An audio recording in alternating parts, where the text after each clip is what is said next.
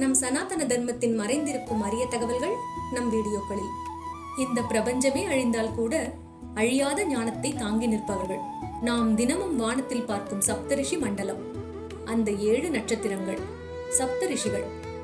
இவர்கள் சாதாரண முனிவர்கள் அல்ல, பிரம்மாவால் நேரடியாக உருவாக்கப்பட்ட மனு புத்திரர்கள்.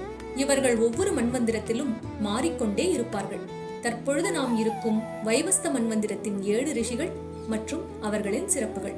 அத்திரி, இவர் பிரம்மாவின் கண்களிலிருந்து தோன்றியவர். இவரது மனைவி மகா பதிவிரதையான அனுஷியா தேவி.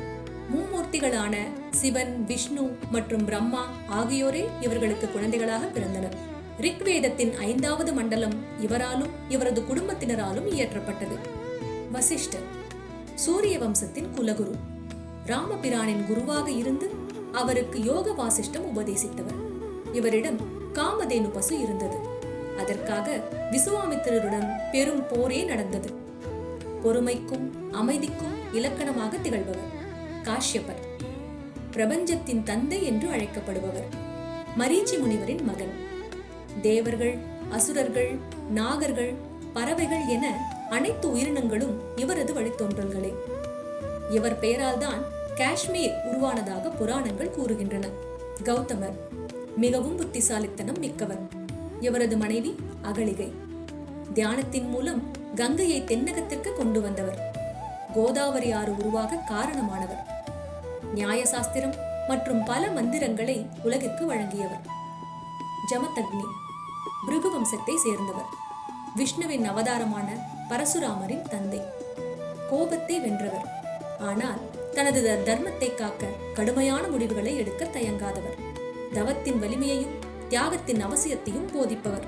பரத்வாஜர் இவர் ஒரு சிறந்த அறிவியலாளர் மற்றும் தத்துவ ஞானி.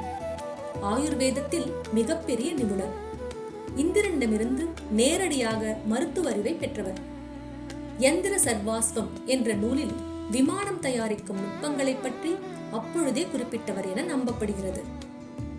விஸ்வாமித்திரர் ராஜரிஷியாக இருந்து பிரம்ம ரிஷியாக உயர்ந்தவர். மன்னனாக இருந்து தவத்தால் முனிவரானவர். உலக புகழ் பெற்ற காயத்ரி மந்திரத்தை உலகிற்கு வழங்கியவர் இவரே. விடாமுயற்சி இருந்தால் மனிதன் தேவர்களையும் மிஞ்சலாம் என்பதற்கு இவர் ஒரு சான்று. இந்த 7 ரிஷிகளும் வெறும் கதைகள் அல்ல, அறிவியல் மற்றும் ஆன்மீகத்தின் அடித்தூண்கள். வானத்தில் சப்தரிஷி மண்டலமாக ஒளி வீசும் இவர்கள் ஆசியுடன் நம் நாள் இனிய நாளாக அமையட்டும். நன்றி.